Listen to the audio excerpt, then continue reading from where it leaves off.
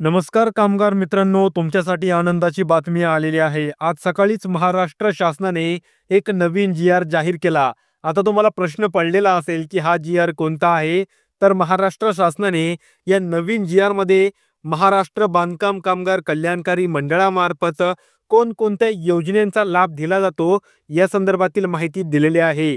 कारण खूप साऱ्या बांधकाम कामगारांना आपल्या या योजनेअंतर्गत कोणत्या कोणत्या योजनेचा लाभ दिला जातो, त्यांना त्या योजनाच माहिती नसतात आणि यामुळेच ते एजंटपर्यंत जातात. पण आजच्या व्हिडिओमध्ये या जी-आर बद्दल आपण माहिती पाहणार आहोत, ज्यामध्ये कामगार योजनेअंतर्गत कामगारांना कोणकोणत्या योजना आहेत, त्यासाठी पात्रता कसली असली पाहिजे, त्यानंतर अपात्रता कोणाकोणाची असते, त्यानंतर फॉर्म भरण्याची प्रोसेस, कागदपत्र कोणती लागतील आणि शेवटी महाराष्ट्र शासनाचा सगळ्यांसाठी एक मेसेज काय आहे, हे संपूर्ण या जी-आर मध्ये आहे. त्यामुळे प्रत्येकाने व्हिडिओला शेवटपर्यंत पहा.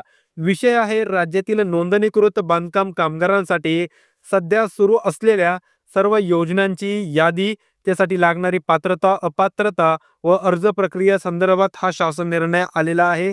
या शासन निर्णयाचा या ठिकाणी प्रस्ताव आहे. हवे असल्यास तुम्ही याचा स्क्रीनशॉट घ्या आणि नंतर वाचू शकता. आपण डायरेक्ट मेन मुद्द्यात हात घालणार आहोत. आता या ठिकाणी पहिला म्हणजे दुसरा मुद्दा आहे, पहिला होता तो प्रस्तावना. या ठिकाणी दुसरा मुद्दा आहे तो म्हणजे सध्या सुरू असलेल्या प्रमुख योजना, म्हणजे कामगार योजनेअंतर्गत ऍक्टिव्ह वेलफेअर स्कीम कोणत्या आहेत. सर्वप्रथम आपण ते जाणून घेऊया.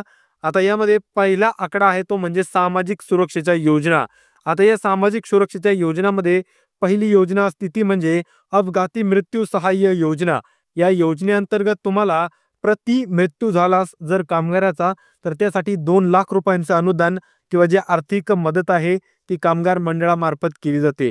त्यानंतर दुसरा या ठिकाणी आहे महत्वाची, आता ही तुमची आर्थिक योजनेमध्येच येत आहे, ती म्हणजे नैसर्गिक मृत्यू सहाय्य योजना. जर नैसर्गिक कामगाराचा मृत्यू झाला आणि जर त्याचं रिन्युअल चालू असेल, तर त्या कामगाराला 1 लाख रुपये आर्थिक सहाय्य मंडळामार्फत दिलं जाणार. ही तुमची दुसरी आहे अर्थसहाय्य मधील योजना.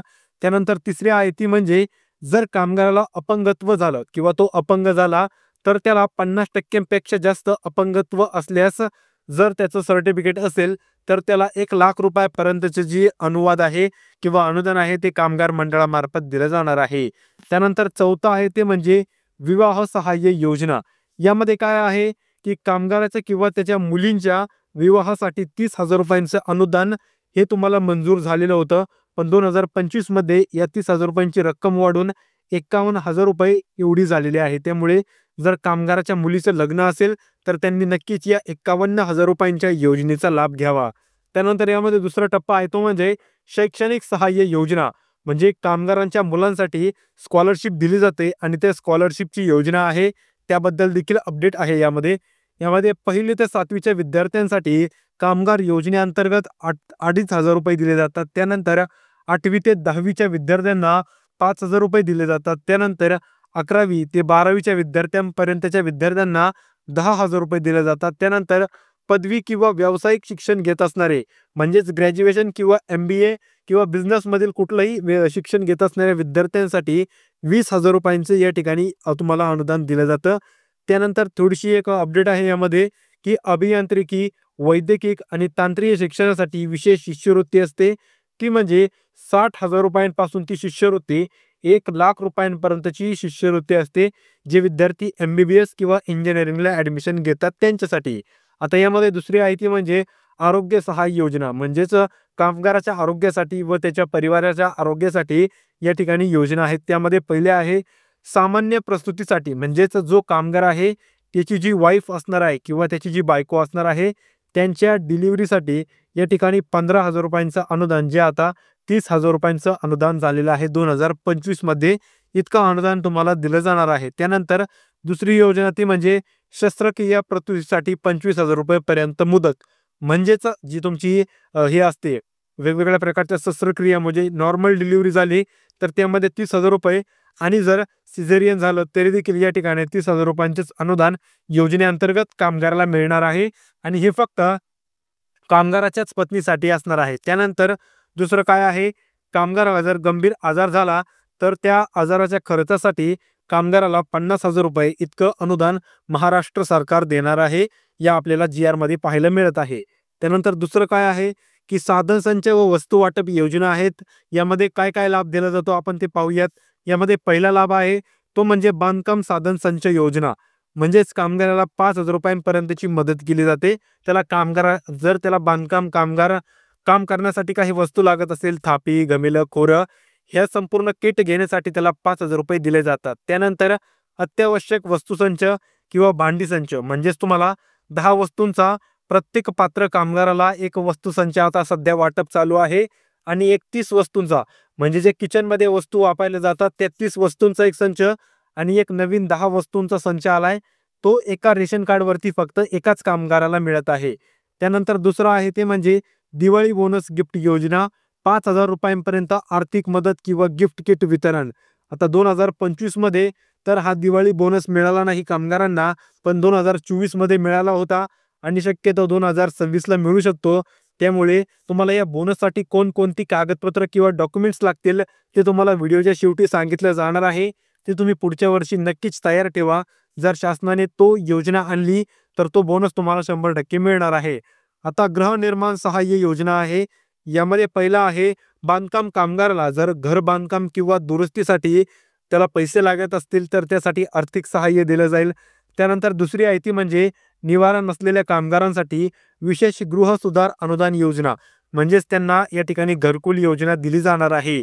आता हे संपूर्ण योजना कामगार योजनेअंतर्गत कामगारांना दिल्या जातात. आता या संपूर्ण योजनांसाठी ही जी पात्रता असणार आहे, एलिजिबिलिटी क्रायटेरिया असणार आहे, तो एकच असणार आहे. त्यामुळे तुम्ही मी वर सांगितलेल्या कुठल्याही पात्रता किंवा कुठल्याही अपात्रता मी सांगेन तुम्हाला, त्यानुसार जर तुम्ही बसत असाल तर वरती सांगितलेल्या कुठल्याही योजनेचा लाभ तुम्ही या ठिकाणी घेऊ शकता. यामध्ये पहिला आहे ते म्हणजे अर्जदार महाराष्ट्र राज्याचा कायम रहिवासी असावा. आता जर त्याला मराठी समजत असेल तर तो 100% महाराष्ट्राचाच असेल, पण यूपी बिहार वरून आलेले बांधकाम कामगार या योजनेसाठी पात्र ठरणार नाहीत. त्यानंतर दुसरी आहे ती म्हणजे त्या कामगाराचं वय 18 ते 60 वर्षांच्या दरम्यान असलं पाहिजे. जर 18 पेक्षा कमी असेल किंवा 60 वर्षांपेक्षा जास्त असेल तर त्याला या योजनेअंतर्गत एकाही योजनेचा लाभ या ठिकाणी दिला जाणार नाही. त्यानंतर तिसरी योजना आहे ती म्हणजे कामगाराने मागील 12 महिन्यात किमान म्हणजेच कमीत कमी 90 दिवस बांधकाम क्षेत्रात काम केलेले असावे आणि तुम्हाला त्याचा पुरावा दाखवावा लागतो. त्यामुळे नुसतं तोंडाने म्हणून जमणार नाही, आम्ही मागील 90 दिवस काम केलंय. तुम्हाला त्याचा मागील 90 दिवस काम केल्याचं सर्टिफिकेट असतं.